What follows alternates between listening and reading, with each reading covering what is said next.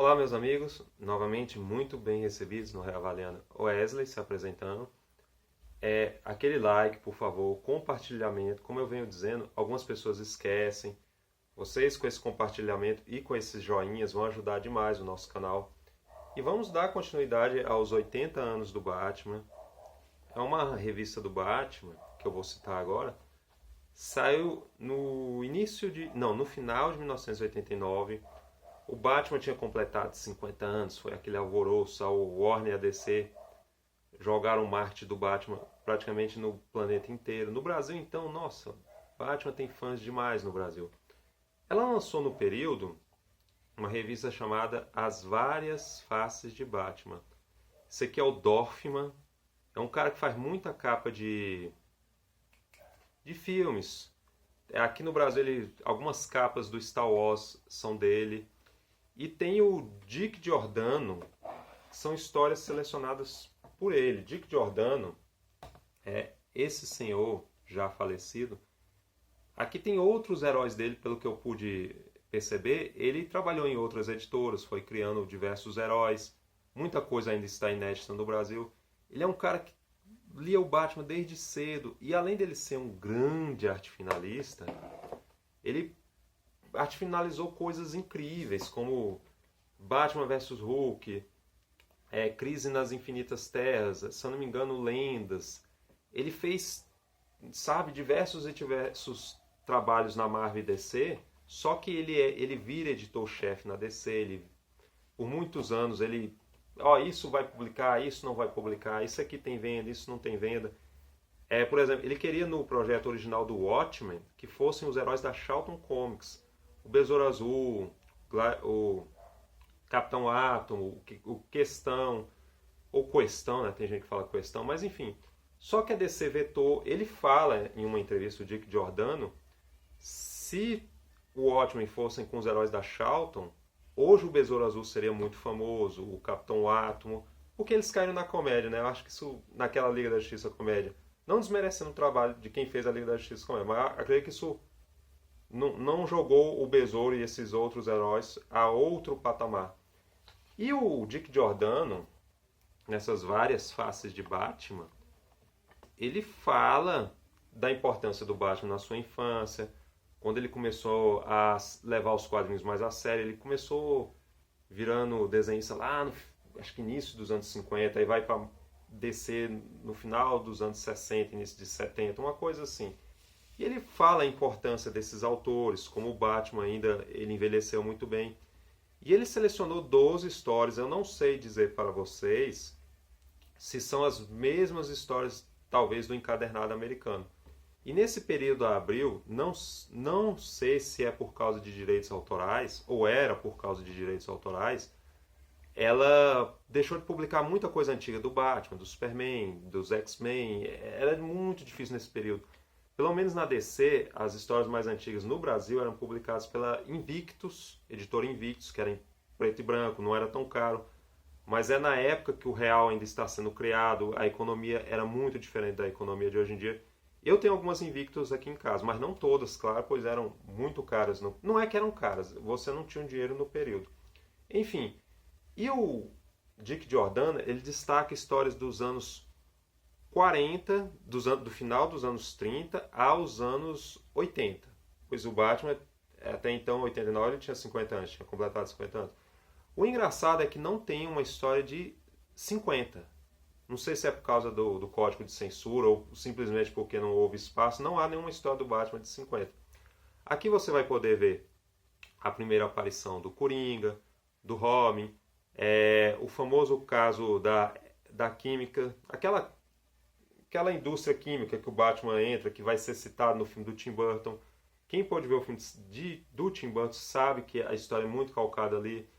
Você vai ver que na primeira aparição do Robin, o Batman do Joel Schumacher bebe bastante daquela fonte. É bem parecido. O Batman, no cinema, ele foi decaindo por causa do Batman e Robin. Até o Batman Eternamente, o Joel Schumacher ainda tinha uma história a ser contada. A primeira aparição do Charada, um confronto muito antigo do Monstro do Pântano com o Batman. O Monstro do Pântano ele vai parar em Gotham City, pois ele já tem suspeitas e indícios de o cara que o transformou, o Alec Holland, no Monstro do Pântano está vivendo em Gotham City. Você vai ver o retorno do Duas Caras. O Duas Caras ele ficou no hiato por mais de 20 anos. Até por causa da série. Na série eles não queriam... A série do Adam West.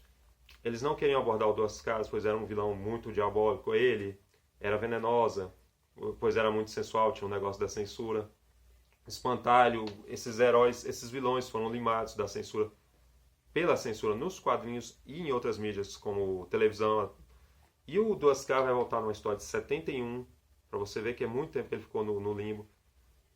Arte final do Dick Giordano, desenhos do Neil Adams, do Danny O'Neill, aquela turma lá do Arqueiro Verde. Você também vai ver a primeira aparição da Batmoça. Enfim, tem uma história, uma que ela é só texto. Ela é só texto. Ela acho que é 3 minutos antes da meia-noite, uma coisa assim. Ela é argumento do Danny O'Neill, desenhos do Marshall Rogers. O Batman, ele sabe que um moço cego é o único que pode incriminar um certo mafioso. Só que esse certo mafioso, ele tem a política no seu bolso, ele tem os policiais, ele manipula bastante toda a situação. Ele sabe que o Batman tem pouco tempo até encontrar esse cego que vai provar toda a rede de corrupção desse famoso mafioso. Tem histórias do Frank Miller, uma história bonita que se passa no Natal. Um moço que vai trabalhar de Papai Noel, mas ele é obrigado a assaltar essa loja, pois tem uma pressão dos bandidos, pois na realidade ele entrou na loja já com o intuito que essa loja seja roubada. Tem histórias também de desenhistas esquecidos hoje em dia que o pessoal não comenta tanto, só que é um negócio. São histórias que, ao meu ver, elas destacam bastante o lado detetive, do detetivesco do Batman, pois até então o Batman surgiu em revista de detetive. Tem pancada? Tem histórias aqui que tem muita pancada. Um detalhe também interessante, mostra o Dick Grayson, ele já entrando na Turma Titã, ele indo para a universidade, pois inventaram aquela bobagem, principalmente aquele psiquiatra americano, aquele escritor americano, que os quadrinhos eram maus para as crianças, que eram bobagem, não sei o quê. Inclusive, um tema bem parecido com o que o Scorsese falou atualmente das revistas, dos filmes da Marvel. Eu considero aquilo uma bobagem enorme, aquilo que ele está falando. Eu respeito, mas é uma bobagem enorme aquilo que ele fala. Enfim. E o Dick Grayson, eles distanciaram ele do Bruce Wayne para não ficar aquele negócio de homossexualidade, pedofilia, não sei o quê. Sendo que quem lê o quadrinho do Batman sabe que a relação do Batman com os Robins sempre foi de pai, pois todos os Robins têm tragédias familiares, onde eles perderam pais, mães, tios, seja lá o que for. Tinha até piadas sem graças de comediantes como o Joe, que eu respeito também, mas as piadas boba. E até hoje tem essas piadas bobas de Batman e Robin. Eu também não tenho nada contra os gays, não. Isso é uma bobagem também muito grande. Cada um tem sua sexualidade, mas enfim. E são 12 histórias. Se você está lendo aí atualmente Lendas do Cavaleiro das Trevas, você vai curtir. Pois são histórias de 30, 40 anos. Aqui tem história de 80 anos, praticamente.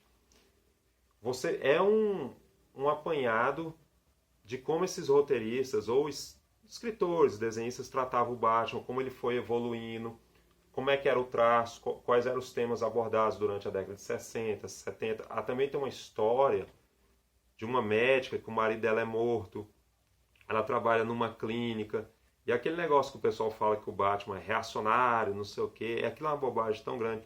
Mostra que o Batman, lá nas histórias de 70, ele tinha uma preocupação enorme, o Bruce Wayne. Como é que as pessoas mais pobres viviam, como é que a Fundação Wayne poderia ajudar essas pessoas. Tudo isso é muito bem tratado.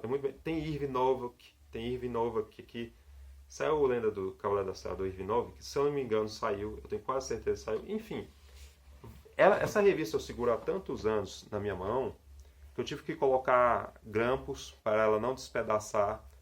Vou tentar comprar uma mais nova, ou no Mercado Livre da vida. Vale sim a pena você comprar. E nós vamos dar aquelas folhadas básicas. Vou mostrar para vocês de novo. Eu nem coloquei grampo, que é muito sensível à revista. O Dick Giordano, eu acredito que seja um livro, ele falando de como ser desenhista, escritor. Pelo que eu entendi no meu inglês, parco, vamos deixar dessa forma. Se esse livro saísse no Brasil, eu ficaria muito contente. As várias faces de Batman.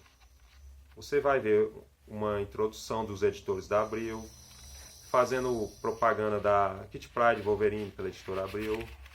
Aqui já é o Dick Giordano. Dick Giordano falando a importância do Batman, tal, não sei o que, como ele tinha asma, isso foi muito importante a influência do Batman na vida do Dick Giordano. Isso aqui é um traço do Bernie Wrightson, é a história do Monstro do Pântano, ela está nessa revista. O Coringa, vamos lá. Aí aqui, gente, é porque são traços muito pequenos. A primeira aparição do Comissário Gordon, do Batman. Que eles vão naquela indústria. Aqui já é a primeira aparição do Robin. O Batman do Bob Kane, que eu gosto desse estilo. O pessoal fala desse estilo de revista, mas eu gosto bastante. Aqui é a primeira aparição do Robin, é porque realmente não vai dar para vocês verem com gibi pequeno. O problema é esse, né? É difícil visualizar. Aqui, se eu não me engano, ainda é a história do Robin. É a história do Robin, que tem aquele mafioso que está torturando o pessoal lá no circo. O Coringa, agora que nós estamos aí no embalo do novo filme do Coringa. O Coringa, basicamente a essência do Coringa é essa desde o início, né? Um cara mau, que anda nas sombras. O Charada, inclusive há um episódio da década de 60 do seriado do Batman que foi inspirado nessa história do Charada. O Charada era um cara que passava, o Eduardo Nigma, passava a perna em todos, ele era um cara muito do espertalhão, ele é um cara que tem um intelecto acima do pessoal, se a gente for analisar. Ele tem aquela fraqueza lógica de fazer charadas, isso é o que derruba com ele. Tem uma cena aqui, por causa da censura no Brasil, o Robin, ele cita as prostitutas, só que Abril deu uma forma de meio que esconder isso aqui, né? Mas ele está citando as prostitutas, o Robin. Quem lê a história vai entender o que eu estou falando. A Batgirl, você vai ter a primeira aparição da Batgirl, só que essa Batgirl 2, tem gente que não sabe, ela não é a primeira Batgirl. Essa Batgirl foi criada para animar as meninas também, pois não tinha heroína nos seriados. Ela foi criada primeiro no quadrinho pelo Carmine Infantino, Gardner Fox, Shannon Moore, toda essa galera aí. Acho que Gardner Fox, se eu não estou enganado. E ela, depois é que vai surgir nos seriados de TV. Só bem depois. A revista está tão assim usada que ela fez até um barulho aqui.